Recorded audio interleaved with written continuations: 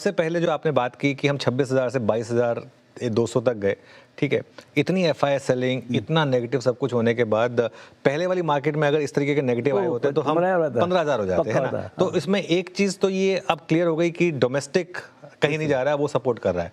और एफआईआई इसमें मैं अगर ये वाला एंगल जोड़ दूं, अगर ये थोड़ी सी कोरिया की मार्केट है या फिर ये जो बाकी की मार्केट है जहाँ पर जिस तरीके से अब थोड़ा सा प्रेशर आ रहा है, क्या वो पैसा थोड़ा वापस भारत की तरफ लौट सकता है? एफआई का क्या बिहेवियर होगा उसके बोलने का उनके लिए बहुत ऑप्शंस हैं। बट आप काफ़ी इंटरेक्ट करते हैं तो इंटरेक्ट करते हैं, लेकिन भाई एक आदमी से इंटरेक्ट करते हैं, वो तो बेचारा रो रहे हैं। उनका पोर्टफोलियो 1/3 हो गया है, हाफ हो गया है, नॉट परफॉर्म, और दूसरे मार्केट में बहुत अच्छा परफॉर्मेंस है, तो उनके दुख दर्द बहुत अलग है ना। तो उनको अच्छा उनका प्रायोरिटी भी नहीं इंडिया का लोकेशन देखिए, 20% जो एमएससीआई का लोकेशन था इमर्जिंग मार्केट में, वो घट के 11 हो गया। 11 में भी 4-5% वो लोग बोलते हैं कि 4-5% अंडरवेट है। मतलब now India is reduced to 6-7% allocation in emerging market. Okay. मतलब it doesn't matter. Actually, India has become irrelevant in overall larger portfolios, which is very unfortunate. But जो sustained selling हुआ है 2-3 साल में, उसके कारण से ऐसी नौबत आई है। लेकिन इंडिया का जो कहानी है वो सेक्युलर कहानी है, उसका कहानी कंपाउंडिंग कहानी है, जो पिछले 10-20 साल में वो आगे 10-20 साल में भी होगा।